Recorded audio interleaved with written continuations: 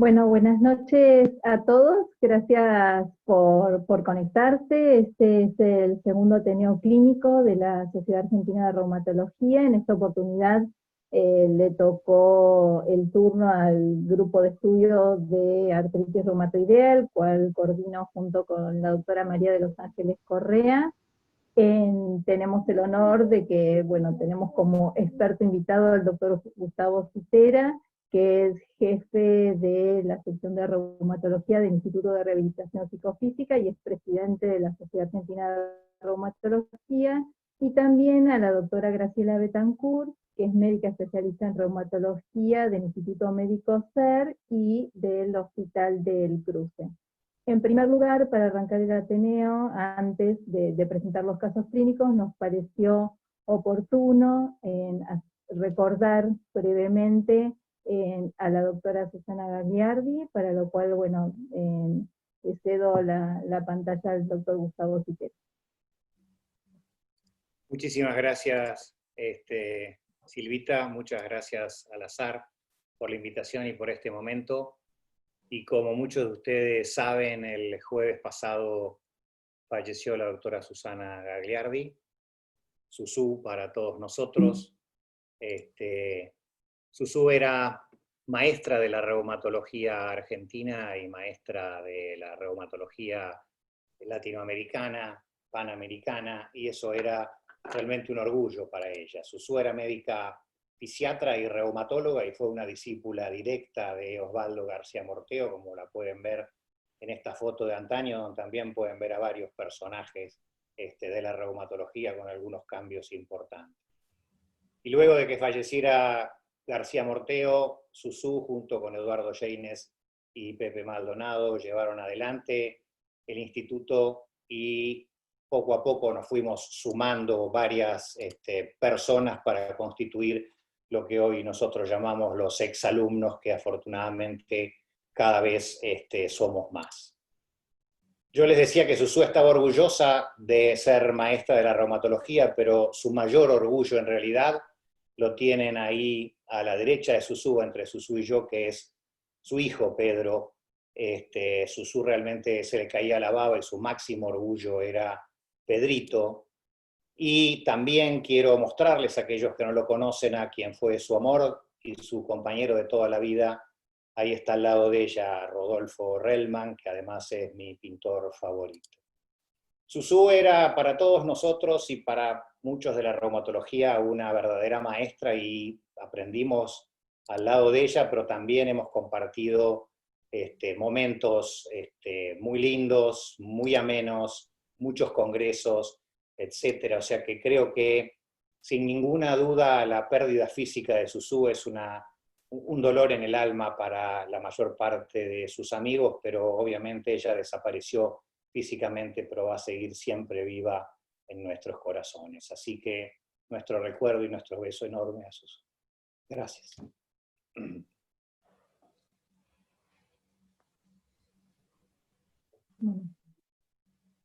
Muchísimas gracias, Gustavo. Ahora pasamos a la sección de presentación de casos clínicos, que es lo que nos convocó. Primero va a presentar la doctora Graciela Betancourt, después el doctor Citera va a contestar las preguntas planteadas por ella. Va a estar abierto el chat para los que quieran ir haciendo preguntas, las vamos a tratar de contestar después de la discusión del doctor Citera, y después el doctor Citera también presentará un caso clínico con una breve discusión del mismo. Bien. Graciela. Bueno, buenas noches. Muchas gracias al Azar por la invitación. Gracias, Gustavo, por este recuerdo tan emotivo de la doctora. Bueno, yo voy a presentar un caso clínico que pertenece al Hospital del Cruce, Florencio Varela. Corresponde a una paciente femenina de 62 años con un diagnóstico de colitis ulcerosa desde los 27 años, que evolucionó con una artritis inflamatoria en manos y rodillas. Las manos específicamente refería compromiso en carpos y metacarpos falángicas, con un diagnóstico en diciembre del 2015 de artritis reumatoidea. Ese mismo año también se le había diagnosticado una diabetes, y traía con un laboratorio de ese momento con un látex AR positivo y un anti-CCP a un título de 173. La paciente inicia el seguimiento en el instituto en diciembre del 2019, refería que había tenido falla a metotrexato oral y subcutáneo y que había recibido en distintos momentos combinación de metotrexato con leflunomida y sulfasalacina. Se rotó el tratamiento por falla desde el punto de vista articular, la paciente persistía activa y recibía adalimumab desde diciembre del 2016 asociado a metotrexato y sulfasalacina. A fines del 2019 había suspendido el metotrexato y la sulfasalacina por eventos de caída del cabello que la paciente asociaba a la medicación, y nos refería que había tenido una dependencia de corticoides constante desde el diagnóstico, con dosis variables de 8 a 16 miligramos por día, y que nunca los había podido suspender por inflamación articular. Desde el punto de vista gastrointestinal, de su enfermedad inflamatoria intestinal, la paciente refería estar estable, no había tenido brotes, pero tampoco tenía un seguimiento continuo con gastroenterología. Se deriva al centro de mayor complejidad por presentar una patología que requería un abordaje multidisciplinario y por eso la recibimos en el servicio. Al interrogatorio dirigido, la paciente refería una tos crónica que en ese momento era productiva, decía que había tenido un diagnóstico previo de bronquitis crónica, nunca había fumado, pero sí había tenido una pasiva al humo del tabaco, y nos refería que tenía una disnea al caminar una cuadra, clase funcional 3, y que ella notaba que había sido progresiva en el último año. No había sido evaluada por neumonología hasta ese momento. Al examen físico no tenía secuelas oculares, refería poliartralgias en manos, pero no tenía sinovitis activa en esa consulta, tampoco refería rigidez matinal, presentaba una tumefacción de la rodilla izquierda aislada, y en el nivel pulmonar presentaba rales velcros bivasales, roncus bilaterales, y le hicimos el cálculo del DAS28, que nos dio un valor de 5,46, y le hicimos el cuestionario HAC con un valor de 1. Este DAS28 lo utilizamos con un laboratorio que tenía la paciente de ese momento, que no estaba actualizado, pero hicimos un cálculo para tener un valor basal. Vemos que tenía una nitro de 100, una PCR también elevada, y tenía glucosuria positiva con glucemia aumentada en ese laboratorio. El resto del laboratorio estaba normal. Cuando hablamos esa primera vez, vemos que estaba con prednisona 8 miligramos. La paciente recibía Trim lunes, miércoles y viernes porque en algún momento, cuando estuvo con más dosis de corticoides, se lo habían indicado y ella había continuado ese tratamiento de forma crónica. Recibía enalapril 10 miligramos cada 12, metformina 1 gramo cada 12, y adalimumab desde el 2016 hasta enero del 2020, pero de forma intermitente. Podemos ver las radiografías de ese momento. Vemos que no se observa un compromiso erosivo franco, solo podemos observar un pinzamiento uniforme en la articulación carpo-metacarpiana, en la segunda y la tercera, y en los pies podemos ver que tampoco vemos erosiones marcadas, y yo hice un zoom para ver la quinta articulación metatarsofalárgica, la cual tampoco impresiona tener erosiones. Esta es la radiografía que la paciente tenía en esa primera consulta. Vemos que presenta un patrón de tipo intersticial a predominio bivasal, que parece de retículo de nodulillar fino, y podemos ver esta radiografía que la paciente juntó previa, que era del 2010, en la cual no se observa el compromiso que sí observábamos en la consulta nueva. Otras radiografías que le solicitamos a la paciente es esta radiografía de rodillas, sobre todo tenía la inflamación articular al momento de la consulta, y por el antecedente que había tenido la enfermedad inflamatoria intestinal, pedimos algunas radiografías adicionales, como esta radiografía de columna, frente y perfil, en la cual se evidencian osteofitos incipientes, pero no vemos cambios muy marcados, y pedimos esta radiografía panorámica de frente, de pelvis, en la cual vemos que las arterias ilíacas no se ve una afectación grave de las mismas, por lo menos. En cuanto al dolor inflamatorio lumbar, la paciente se interrogó dirigidamente, refería que había tenido en forma intermitente en algún momento, pero no era un síntoma capital dentro de su cuadro clínico. A los 30 días de la primera consulta concurrió con una ecografía articular, en la cual se diagnostica un quiste popliteo complicado. Se ofreció una infiltración, la paciente no deseaba infiltrarse por falta de respuesta previa, se mantuvo el tratamiento de base y se reinició la sulfasalacina para ver si podíamos de alguna forma disminuir la dosis de la demeprednisona, primero por la dependencia y segundo porque la paciente tenía una diabetes descompensada. Se solicitó por neumonología, los neumonólogos le solicitaron una tomografía de tórax, Acá yo seleccioné 3 imágenes que más o menos podés ver el tipo de compromiso que tienen. Después igual vamos a ver toda la tomografía. Y vemos que no se observan áreas de panelización, sí se observan múltiples infiltrados nodulares centrolobulillares, y el patrón de árbol en brote bilateral compromete desde el lóbulo medio y los lóbulos inferiores, que se asume de un compromiso inflamatorio infeccioso. Acá vamos a ver la tomografía, esto es más o menos desde el lóbulo medio en adelante. Podemos ver algunas áreas de vidrio esmerilado.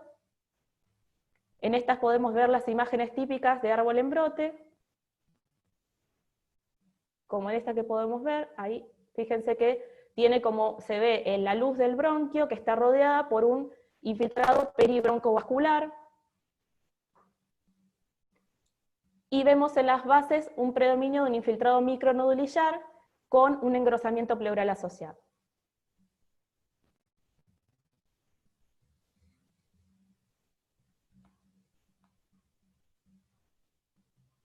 Los neumólogos también solicitaron una espirometría y con DLCO, la cual tuvo un resultado de presentar una DLCO disminuida de grado moderado del 43%, con una espirometría que demostraba una restricción severa con un FBC del 38%.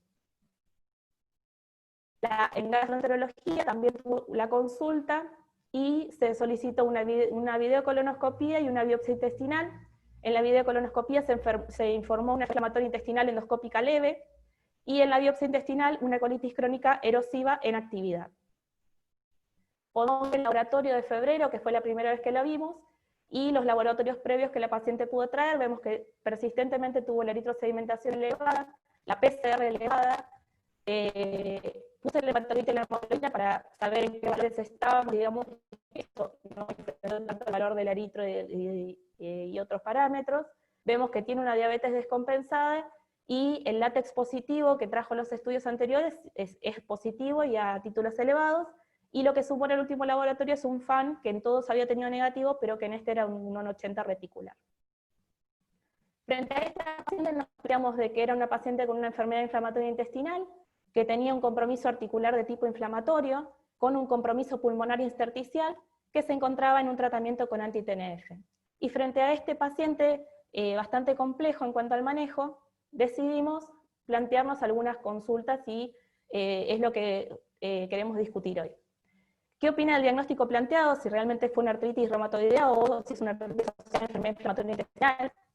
Si consideramos que el tratamiento con adalimumab está siendo efectivo, si consideramos que el hallazgo pulmonar que no tenía previo y que en este momento lo tiene, y que fue diagnosticado, condiciona el tratamiento con adalimumab, si cree que es necesario un cambio de tratamiento en este paciente, y si algún tratamiento se perfila como mejor para esta paciente en particular por todas las otras patologías asociadas que tiene.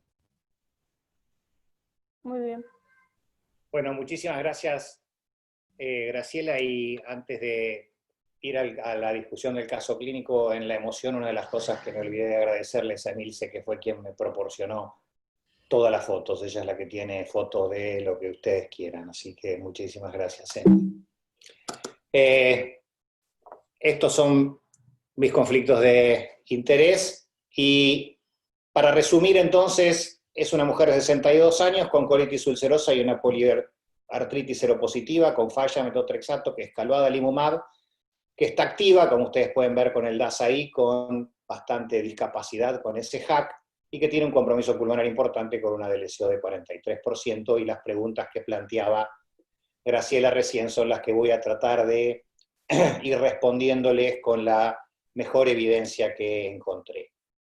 Creo que todos sabemos que los pacientes con enfermedades inflamatorias intestinales pueden tener entre un 20 y un 50% de ellos manifestaciones extraintestinales, y dentro de esas manifestaciones extraintestinales, una de las que ocupan un rol importante es el compromiso musculoesquelético, tanto las artritis periféricas como el compromiso del esqueleto axial. Eso para nosotros siempre fue un motivo de interés, y fíjense ustedes que ya hace un tiempo nosotros evaluamos junto con el equipo de la doctora Zambueli en el Hospital Udaondo la prevalencia de manifestaciones clínicas extraintestinales, con especial interés en las manifestaciones musculoesqueléticas. Estudiamos 95 pacientes con enfermedades inflamatorias intestinales, la mayoría de ellos, como ustedes ven en este slide, con colitis ulcerosa, eran 72, 21 con enfermedad de Crohn.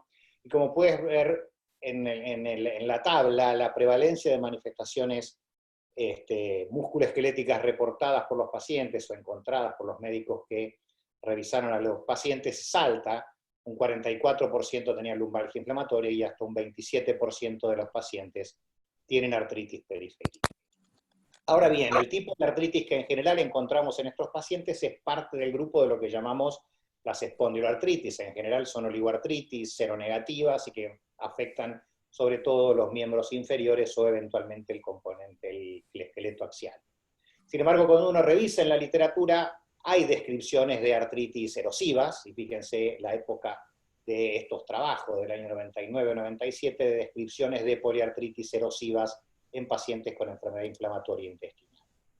Y también ha sido motivo de búsqueda si la seropositividad se asociaba o no con las artritis en las enfermedades inflamatorias intestinales, y en este estudio holandés estudiaron 155 pacientes con enfermedad inflamatoria intestinal, algunos de ellos con artritis asociada y otros sin artritis asociada y artritis reumatoidea, y vieron la seropositividad para factor reumatoide para anti-CCP.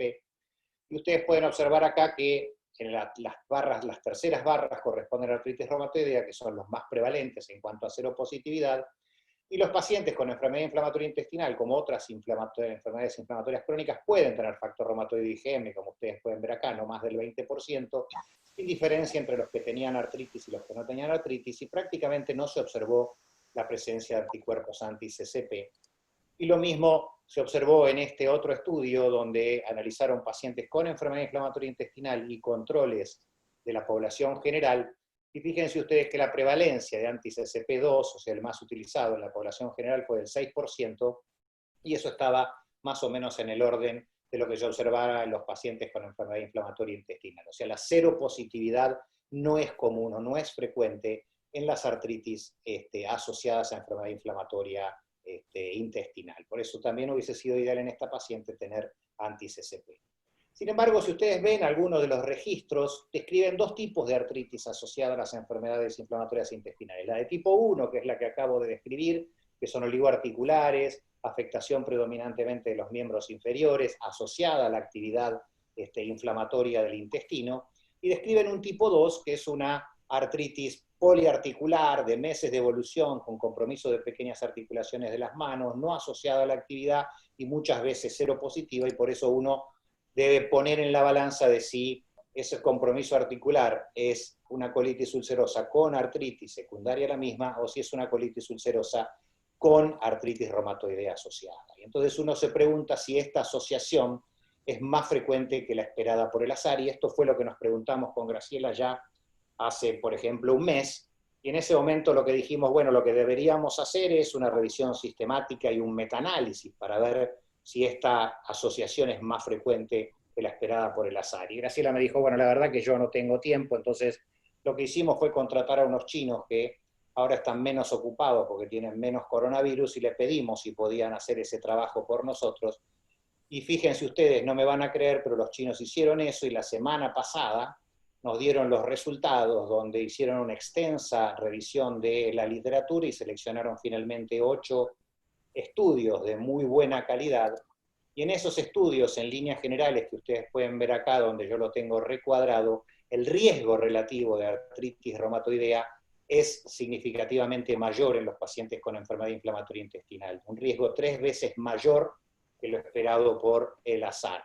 Y eso es tanto para la enfermedad de Crohn como para la colitis ulcerosa, siempre es más en la mayor parte de los estudios para enfermedad de Crohn, 3.14 es el riesgo relativo, y 2.29 para la colitis ulcerosa. O sea, los pacientes con enfermedad inflamatoria intestinal tienen más riesgo de artritis reumatoidea, por eso, respondiendo a la primera pregunta, la paciente de Graciela para mí tiene colitis ulcerosa más una R0 positiva, lo cual también está reforzado por lo que voy a decir ahora. Esta R0 positiva, como ustedes saben, los pacientes con AR0 positiva y sobre todo los pacientes ACPA positivos, tienen más riesgo de algunas manifestaciones extraarticulares que ustedes pueden ver ahí, donde la vedette de todo esto es el compromiso pulmonar.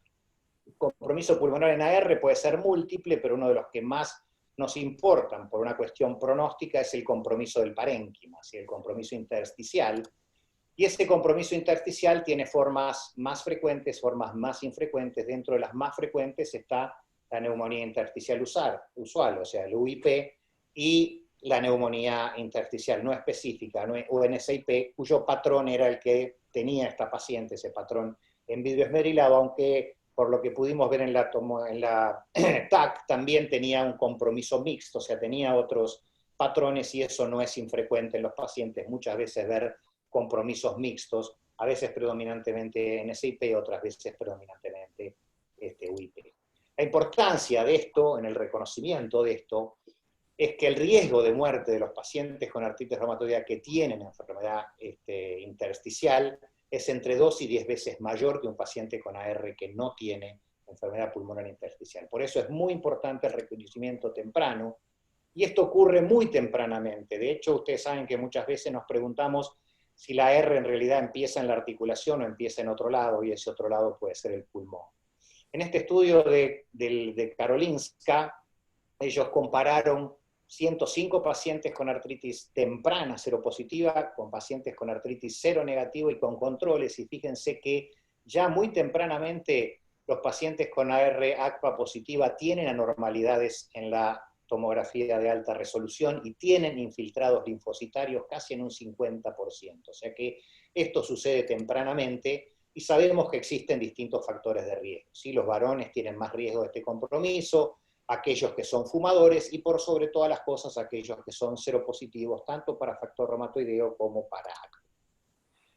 Tanto la AR en per se como este compromiso intersticial comparten características en común, ¿sí? Comparten patrones genéticos en comunes como el epitope compartido, así como también el hecho de la citrullinación y la presencia de anticuerpos dirigidos contra esos péptidos citrulinados.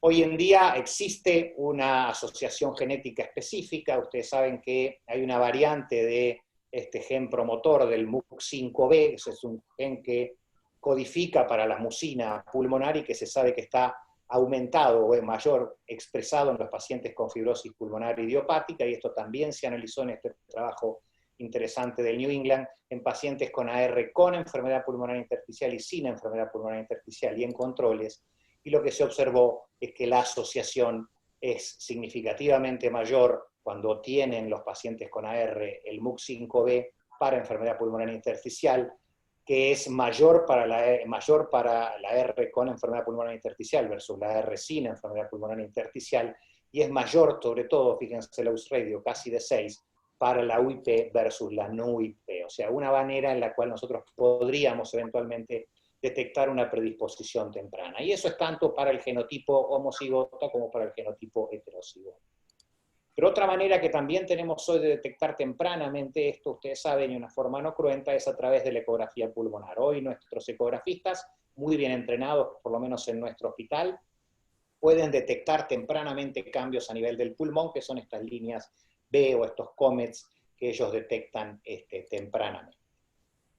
La pregunta sobre qué hacemos con estos pacientes con compromiso pulmonar intersticial y el tratamiento, que en este caso está en relación a el anti-TNF, pero igual no quiero dejar pasar el tema del metotrexato, porque creo que todos hemos sido testigos de pacientes nuestros en tratamiento con metotrexato y que los neumonólogos nos dicen hay que suspender el metotrexato ya. Creo que eso, y ya tenemos explicación de los neumonólogos que conocen de esto, como por ejemplo el doctor Fabián Caro, que metotrexato no está asociado al compromiso intersticial del pulmón en nuestros pacientes. Y no solo eso, sino que a través de este estudio de 2 cohortes tempranas, la ERAS y la ERAN de el Reino Unido, fíjense que ellos evaluaron, esto es una cohorte de inserción, pacientes expuestos a metotrexato y pacientes no expuestos a metotrexato en este estudio de cohorte, y vieron aquellos que desarrollaban y aquellos que no desarrollaban compromiso pulmonar intersticial. Y fíjense, para no hacerla muy larga, que en el análisis ajustado, metotrexato no solo no tuvo asociación, sino que metotrexato se asoció a menor riesgo de desarrollo de enfermedad pulmonar intersticial. O sea, metotrexato no solo no hay que suspenderlo, sino que está asociado con menor riesgo. ¿Qué pasa con los anti-TNF? Los anti-TNF se han sido descritos en casos en reportes de casos como asociados a mayor riesgo de enfermedad pulmonar intersticial o exacerbación, así como también han sido descritas mejorías del compromiso pulmonar intersticial. Este reporte de casos del grupo de Manuel Ramos Calzal, y acá también está Soledad Retamoso, ellos describieron 122 casos de enfermedad pulmonar intersticial de distintas patologías asociadas al uso de agentes biológicos, principalmente anti-TNF, fíjense, UIP, NSIP, y todo ello asociado al uso de anti-TNF, pero como ustedes saben, esto fue solo un reporte de casos y no es un estudio que nos permita determinar causalidad, o sea que el compromiso pulmonar esté asociado al uso de anti-TNF. Más valor tienen, por ejemplo, estos análisis del registro británico, donde ellos compararon el riesgo de enfermedad pulmonar intersticial o de exacerbación de la misma en pacientes con o sin ILD, en pacientes recibiendo anti-TNF y en pacientes recibiendo DIMAR. Y fíjense ustedes que en el análisis ajustado el hecho de utilizar anti-TNF no estuvo asociado a un empeoramiento o a mayor mortalidad de la enfermedad pulmonar intersticial. De la misma manera, Jeffrey Curtis, utilizando una amplia base de datos de casi 5 prestadoras de salud de los Estados Unidos, investigó la incidencia de enfermedad pulmonar intersticial y hospitalizaciones asociadas a la misma en pacientes con AR recibiendo anti-TNF, abatacept, rituximab y tocilizumab, un gran número de pacientes, como ustedes ven acá, más de 11.000, y fíjense que no estuvo asociada al riesgo, o sea, el riesgo no fue mayor para EPI con ninguno de los tratamientos en general, solamente ser varón de edad mayor a 65 años y tener antecedentes pulmonares, y la hospitalización asociada a EPI estuvo asociada a el diagnóstico reciente, el tener enfermedad pulmonar, el ser varón, y ninguna de las otras medicaciones ni los anti-TNF estuvieron asociados a esto, y nuevamente metotrexato, la exposición a metotrexato estuvo asociada a un menor riesgo de hospitalización. Cuando decimos cuál es el tratamiento, obviamente todo depende de la severidad, pero distintos tratamientos se han utilizado para el compromiso pulmonar intersticial. Y creo que una de las medicaciones que más se utilizó desde un principio fue rituximab a través de, este es uno de los estudios más grandes del grupo de Leeds, 56 pacientes tratados con rituximab, o sea, con AR y LD, y fíjense que la mejoría en la capacidad funcional, la mejoría en la difusión de monóxido, fueron significativamente superiores en aquellos pacientes que fueron antes y después tratados con el rituximab, y fíjense cómo en la ATACAR se observó una mejoría luego del tratamiento. Sin embargo, con rituximab también hay descripciones, hay 121 casos de ILD en pacientes recibiendo rituximab, la mayoría por trastornos hematológicos, pero hubo 3 casos con artritis reumatoidea. Pero rituximab es una de las medicaciones que a lo largo del tiempo se han utilizado. Pero hace no mucho tiempo Fernández Díaz comenzó a mostrar su serie de pacientes con artritis reumatoidea y enfermedad pulmonar intersticial tratados con abatacept, mostrando no solo que había una estabilización del cuadro, sino mejoría en muchos de estos pacientes. Ellos extendieron esto a través de un estudio retrospectivo en 118 pacientes con enfermedad pulmonar intersticial tratados con abatacept, con rituximab o con tocilizumab, y fíjense que pareciera ser que abatacept tiene una mejor respuesta en el compromiso pulmonar intersticial, inclusive que rituximab y que tocilizumab. Por eso, si uno mira hoy algunas de las guías que se expresan en esto, la guía británica dice que en aquellos pacientes que tengan compromiso pulmonar intersticial no es una contraindicación, obviamente, darle un anti-TNF, pero rituximab o abatacept deben ser considerados como los biológicos de primera línea si uno tuviese que elegir. Y en las guías españolas directamente lo que ellos dicen que en un paciente con enfermedad pulmonar intersticial uno debería elegir en primera instancia abatacept. Si el paciente viene con el compromiso pulmonar intersticial y está tratado y ese compromiso es estable, no es mandatorio suspenderle el adalimumab. Ahora, si el paciente empeora su compromiso pulmonar estando medicado con adalimumab, obviamente el adalimumab no está siendo beneficioso, y ya voy respondiendo a algunas de las preguntas. El problema es que las 2 opciones que les di hasta ahora no son 2 opciones válidas para el tratamiento de la colitis ulcerosa de esta paciente. Entonces comenzamos a ver algunos casos clínicos, y este es un caso clínico de Hugo Madariaga, que es un amigo peruano, que fue el primero en realidad que describió una paciente grande, 83 años, que tenía AR y compromiso pulmonar severo con oxigenoterapia nocturna. Él empezó a tratar por su AR con tofacitinib en dosis usuales, 5 miligramos 2 veces al día, y fíjense cómo del 2015 a 2017 mejoró el patrón tomográfico de esa paciente, y no solo eso, sino que mejoró todo su cuadro funcional y hasta suspendió la oxigenoterapia. Así es que se empezaron a juntar casos aquí.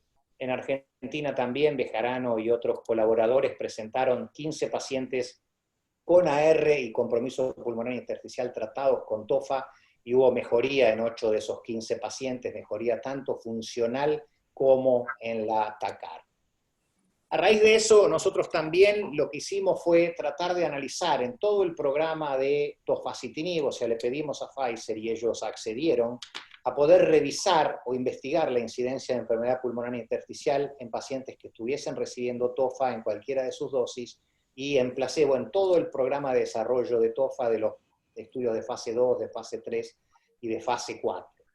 Y este estudio afortunadamente fue aceptado muy recientemente, la semana pasada, para publicación en Journal of Clinical Rheumatology. Interesante porque estudiamos 7.319 pacientes y vimos la incidencia de enfermedad pulmonar intersticial, como si fuese un estudio de cohorte, analizando los casos de enfermedad pulmonar intersticial como probables y posibles, definido por 3 neumonólogos. Y luego hicimos dentro de ese estudio de cohorte un estudio de casos y controles, seleccionando uno de estos casos y 5 controles sin enfermedad pulmonar intersticial para ver variables asociadas a esto.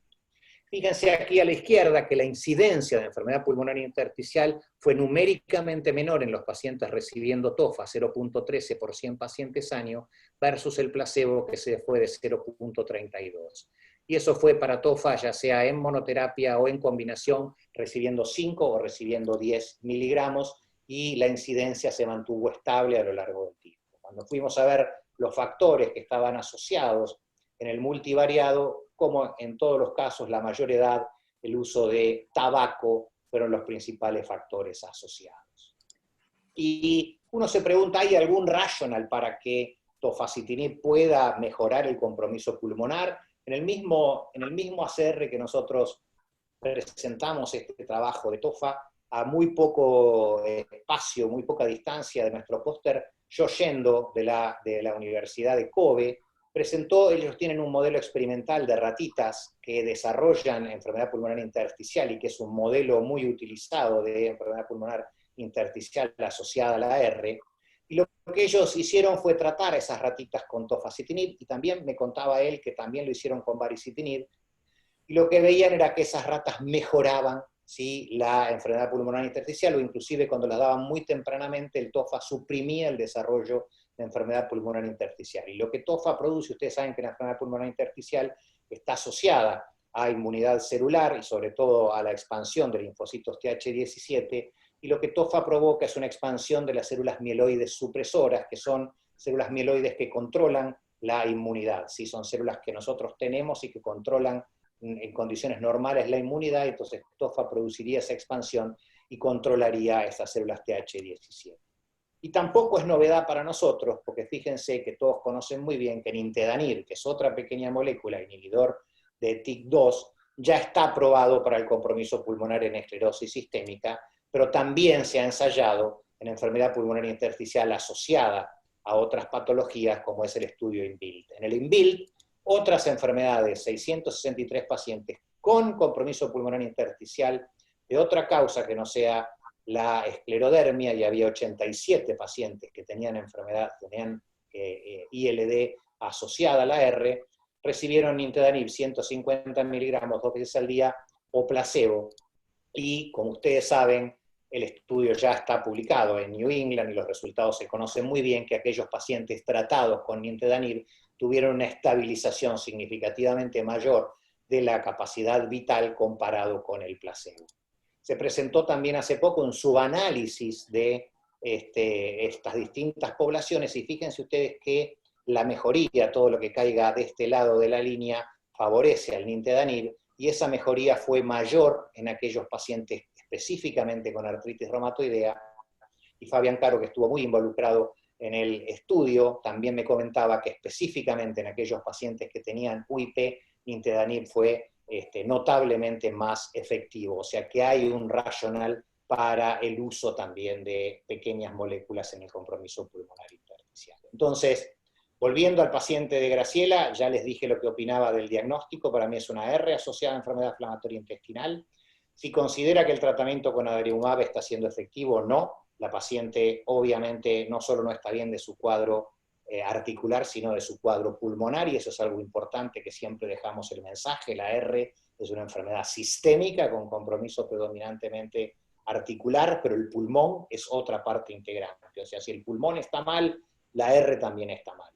Si creo que el hallazgo de ese compromiso puede condicionar el tratamiento con adalimumab, en este caso la respuesta es ni, por lo que les conté. O sea, si uno le quisiera dar a un paciente que tiene compromiso intersticial un anti-TNF, no hay nadie que se lo prohíba. En este caso en particular, ¿cree que necesita un cambio de tratamiento? Sí. O sea, el adalimumab no solo no le está haciendo bien a su articulación, sino que tampoco le está haciendo bien a su pulmón, y por lo tanto creo que hay que cambiar el tratamiento.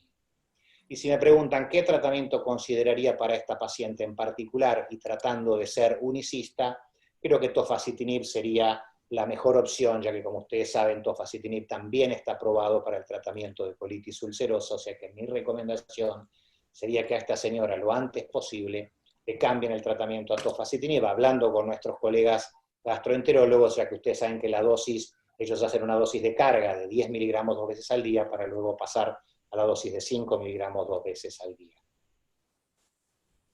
Esto es todo de esta parte para mí. No sé si hay eso preguntas. Sí, excelente, Gus. La verdad que están respondidas todas las preguntas. El chat está habilitado por si tienen preguntas, así que si pueden escribir las preguntas. Gus, te hago una pregunta por el tema de las líneas B en la ecografía. Lo que se refiere es que asocia a enfermedad intersticial pulmonar, digamos.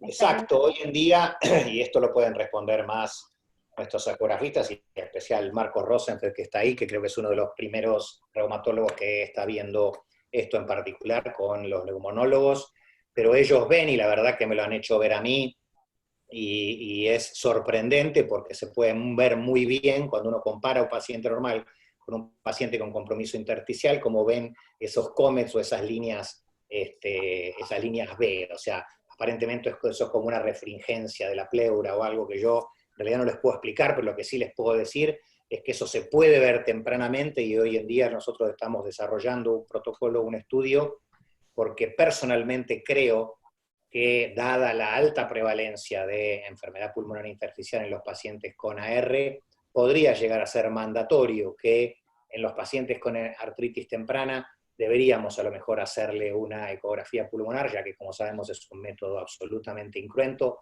Hoy en día es un método de muy bajo costo y que en muchos hospitales tenemos reumatólogos que lo hacen, así que sí, ellos lo pueden ver con mucha nitidez. Acá hay obviamente otra... el estándar es la TACAR, no me cabe ninguna duda, pero ustedes saben que la TACAR tiene dos inconvenientes grandes. Uno es el costo y el acceso, y otro es la radiación, ¿no? Con la ecografía uno podría seleccionar a qué paciente se lo pide. Acá hay dos preguntas más y después una para Graciela. Una pregunta es, Gus, si se puede aumentar el ADA para que, como lo hacen los gastroenterólogos, y la otra, si no puede ser un compromiso pulmonar por CU, digamos.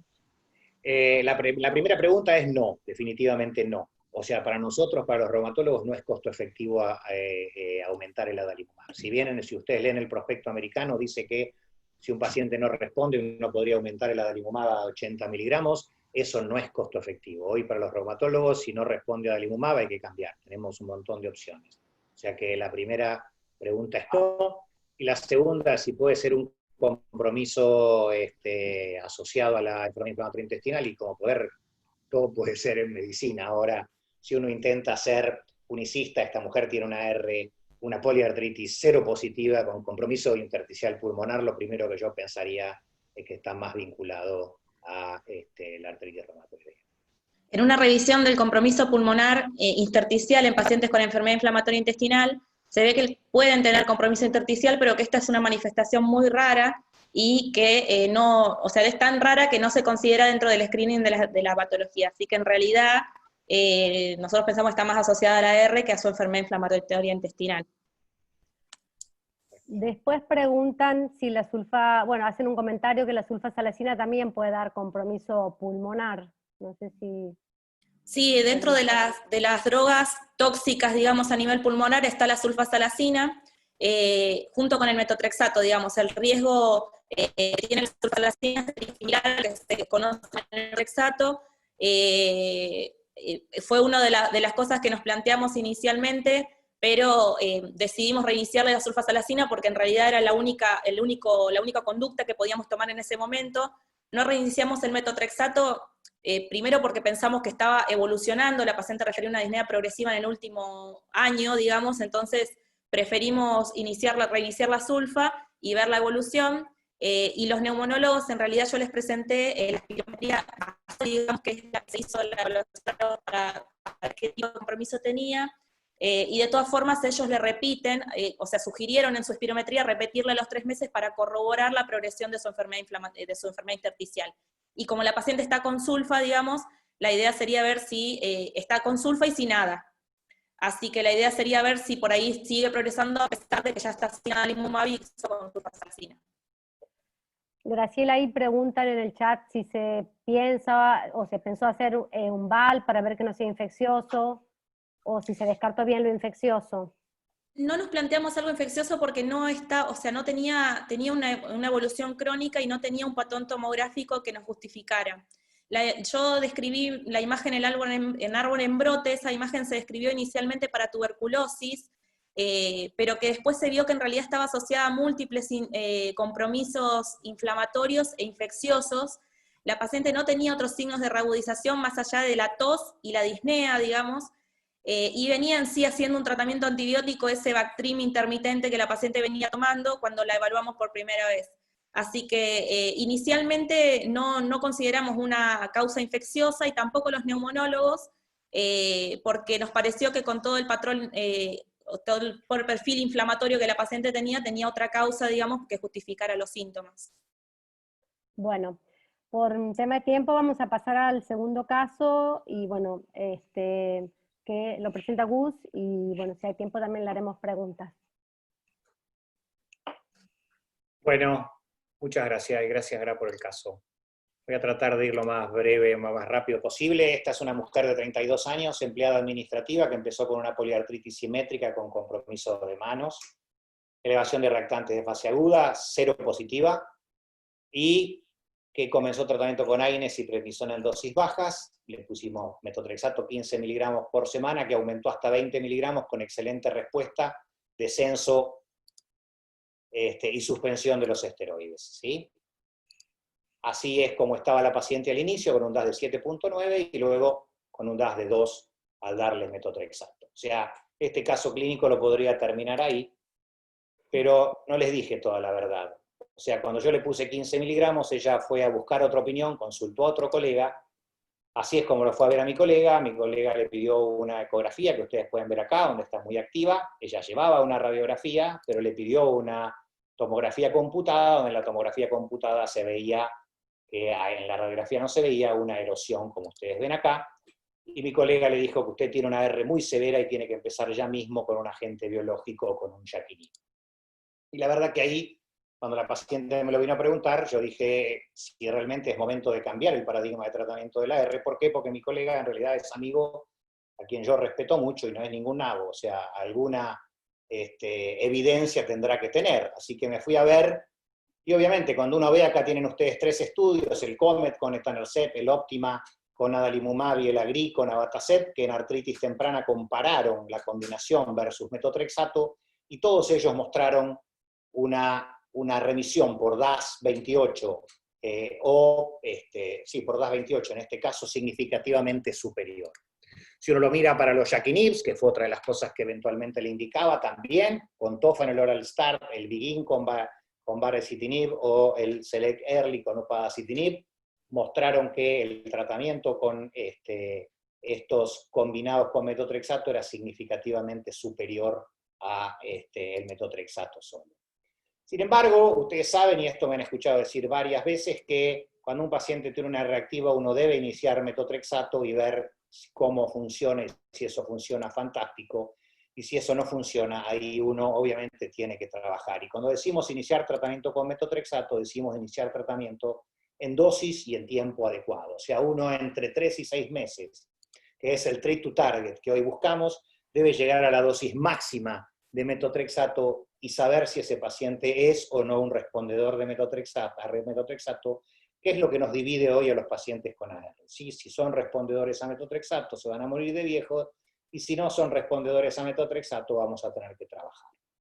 En el treat to target, fíjense ustedes, respondiendo a esto que hablábamos recién, nuestro target ideal es la remisión. ¿Sí? Cuando nosotros hablamos de remisión en artritis reumatoidea, hay distintas definiciones de remisión, pero cuando los clínicos hoy decimos qué es remisión, creo que ya llegamos a un acuerdo, y esta es la definición de remisión para Euler y American College, que es la definición booleana, o eventualmente si se usa un índice, el SDAI, es el que mejor engloba a estos pacientes. Y si ustedes se acuerdan, ninguno de los otros estudios que yo les mostré utilizó para comparar el SDAI como endpoint primario. Por eso con algunos otros colegas dijimos, bueno, ¿por qué siguiendo el treat to target no evaluamos realmente en pacientes con artritis temprana si la remisión con metotrexato versus remisión con un agente biológico es o no significativamente superior? Y así surgió el AVER2. En el AVER2, pacientes con artritis temprana, que ahora les voy a mostrar las características, fueron randomizados a recibir meto en dosis crecientes y rápidas, hasta dosis máxima, o abatacept más metotrexato, y evaluamos a los 6 meses, o sea, a las 24 semanas, la remisión por SDAI. Y eso siguió a lo largo del año, y después, obviamente, la AVER también siguió, y hoy sigue, para ver tapering y optimización del tratamiento. O sea, el objetivo primario, por primera vez en un estudio, fue comparar la eficacia de abatacept más metotrexato versus metotrexato solo, con por SDAI 3.3 y otros objetivos secundarios. 400 pacientes en cada rama. Fíjense que eran pacientes muy tempranos, un mes de evolución promedio, muy activos. Estos pacientes tenían un DAS de 5.6 y ya tenían erosiones, no solo en la tomografía, como esta paciente que les conté, sino ya en la radiografía tenían un score de Sharp-Van der Hayde que mostraban erosiones. ¿Qué pasó? Estos son los resultados a los 6 meses. ¿Sí? La remisión fue de 21.3 con abatacept más metro y 16% con metotrexato, y acá tienen ustedes el odds ratio fue de 1.4, pero esa diferencia no fue significativa. No fue significativa cuando uno usa un score estricto. Fíjense que si hubiésemos utilizado DAS 28 menos 2.6, obviamente ahí sí la diferencia fue de 38.7 versus 25.3, y la P nominal en este caso fue significativa. De la misma manera, si lo evaluamos al año, ¿sí? Al año, los pacientes que recibían abatacept más metotrexato versus los que recibían metotrexato tuvieron significativamente más remisión por SDAI.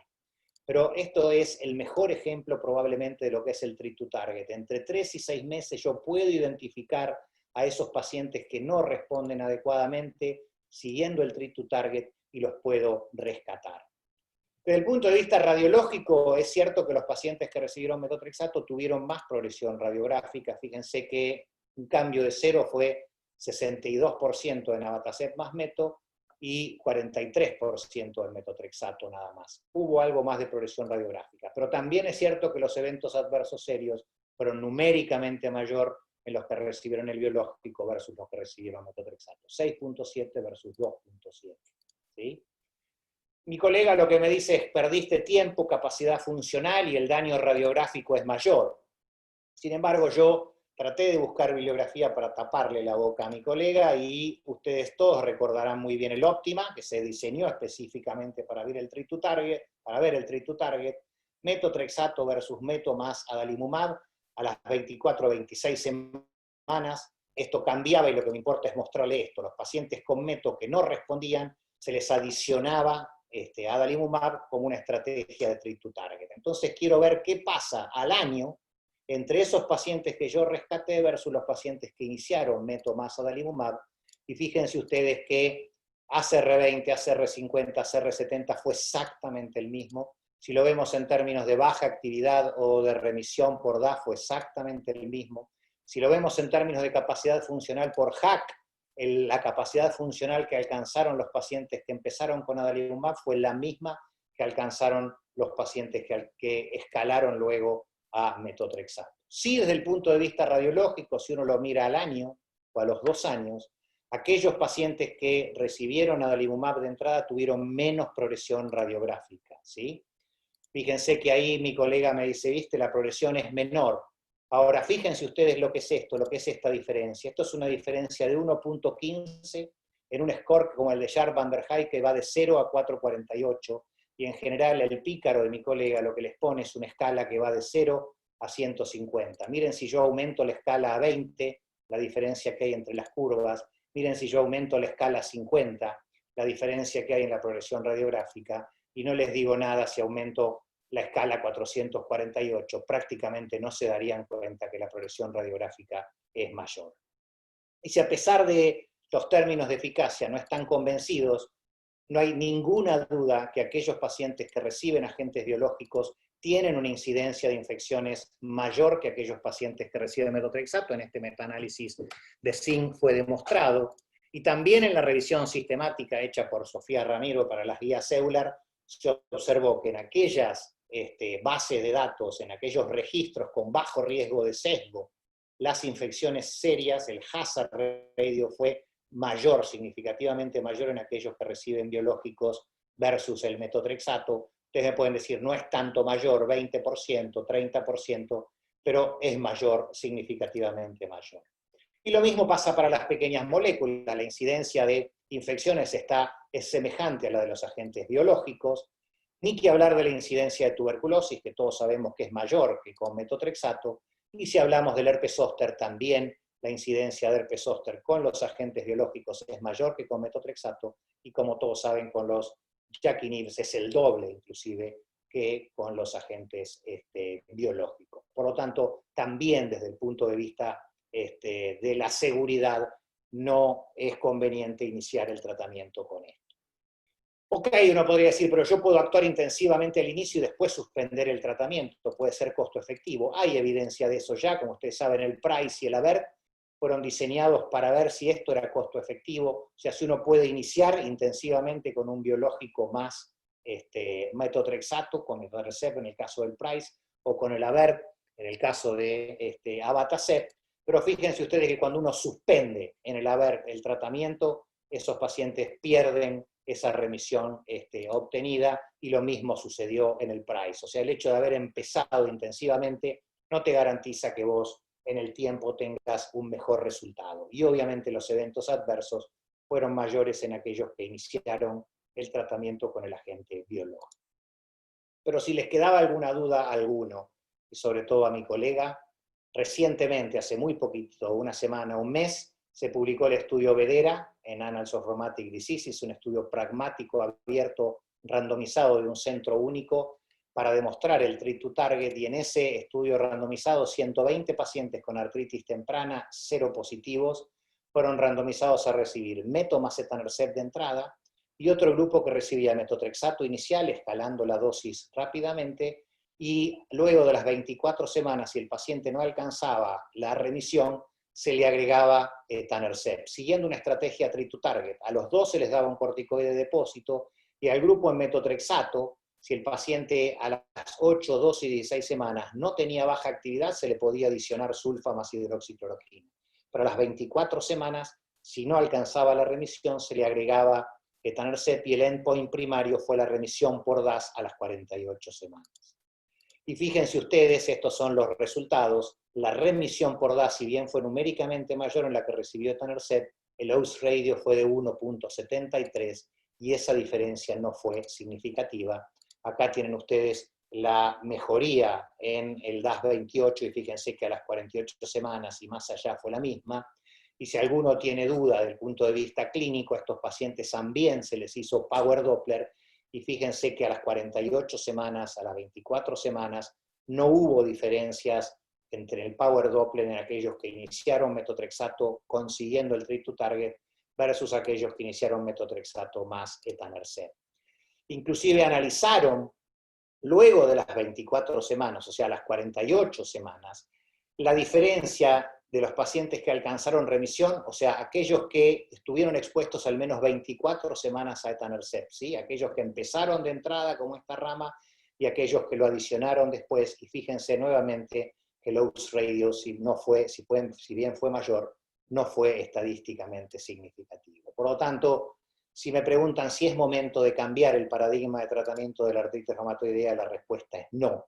Uno debe iniciar, salvo que exista contraindicación, tratamiento con metotrexato, y si uno sigue una estrategia de treat to target, entre 3 y 6 meses sabe si ese paciente es un respondedor o no, y va a actuar intensivamente, y ese paciente no se va a perder nada, e inclusive uno puede minimizar eventos adversos. Creo que este caso y el caso de Graciela lo que demuestran es que nuestros pacientes con AR pueden tener distintas necesidades, y eso lo vivimos nosotros todos los días, sobre todo los que hacemos AR en nuestros consultorios. Pero lo mejor para decirle a nuestros pacientes es que los reumatólogos tenemos soluciones para todos ellos y que no se preocupen, que los podemos ayudar. Nada más, muchísimas gracias. Bueno, excelente, Gus, también la presentación y la resolución del caso. Aquí dice Marcos que digas quién es el amigo porque lo están acusando a él. No, ¿no viste que puse unos ojitos celestes? No, sí, notaron que le puse unos ojitos celestes ahí a mi amigo, ahí se los voy a mostrar. A tu amigo. En la fotito acá, miren, aquí lo tienen. ¿Ven? Que lo mostré así, acá lo ven. Ajá. ¿Sí? Es mi amigo. Está clarísimo quién es. Muchas veces, y que me cuesta convencerlo, pero bueno, no importa. Hay una pregunta, dice Gustavo, ¿influye mucho el uso temprano de corticoides también cuando se compara metotrexato y corticoides versus biológicos combinados de entrada? Sí, hay estudios que muestran que la adición de esteroides puede favorecer o puede ayudar en alcanzar o en ayudar a alcanzar ese puente, digamos, que usamos siempre con los esteroides. Fíjense que en el VEDERA, lo que les decía recién, todos los dos grupos recibieron una inyección de corticoide de depósito, por llamarlo de una manera. Creo que es la manera más rápida que tenemos nosotros de mejorar la actividad de la enfermedad y la capacidad funcional de nuestros pacientes. Y un concepto que uno a veces tiene en la cabeza es que el corticoide puede mejorar la masa sinovial de esos pacientes, o sea, puede desinflamarlos y hacer que las medicaciones específicas que utilizamos sean más efectivas. Creo que sí uno puede actuar con esteroides de entrada para tener un efecto rápido.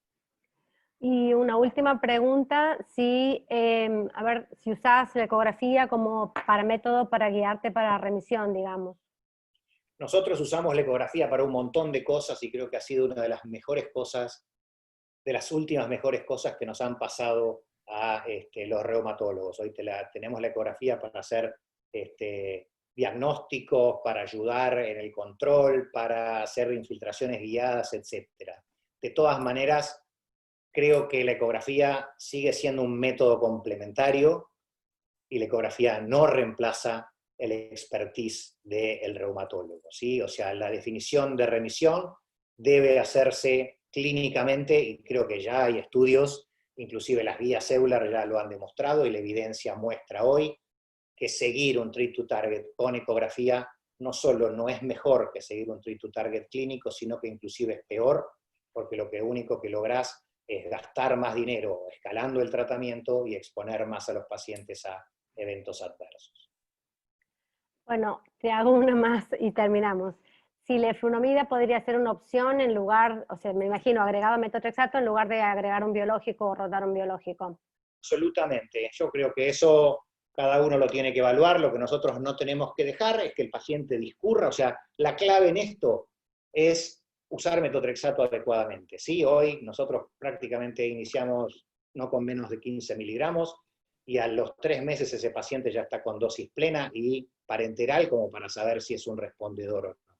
Si el paciente falló a metotrexato, vos tenés distintas opciones. Algunos creemos que la combinación de un agente biológico y un JAK-inhib es mejor que cualquier otro tipo de combinación, pero debo reconocer que hay un porcentaje no despreciable de pacientes en los cuales uno le combina la efrunomida. En nuestra experiencia, o en nuestro estudio, un 20% de esos pacientes pueden alcanzar remisión sostenida, y a lo mejor para un pagador o para un lugar de bajos recursos, un 20% de pacientes que alcancen la remisión con la combinación no es nada malo. Bueno, creo que es todo. Silvi, ¿estás ahí para Bueno, saludar? sí. Muchísimas gracias a todos por participar. Muchísimas gracias, Gustavo. Excelente la presentación. Contestaste miles y miles de preguntas. Antes que se hagan ya estaban contestadas. Gracias, Graciela, por el caso clínico que trajiste, súper interesante. A la Sociedad Argentina de Reumatología por darnos lugar para estos ateneos.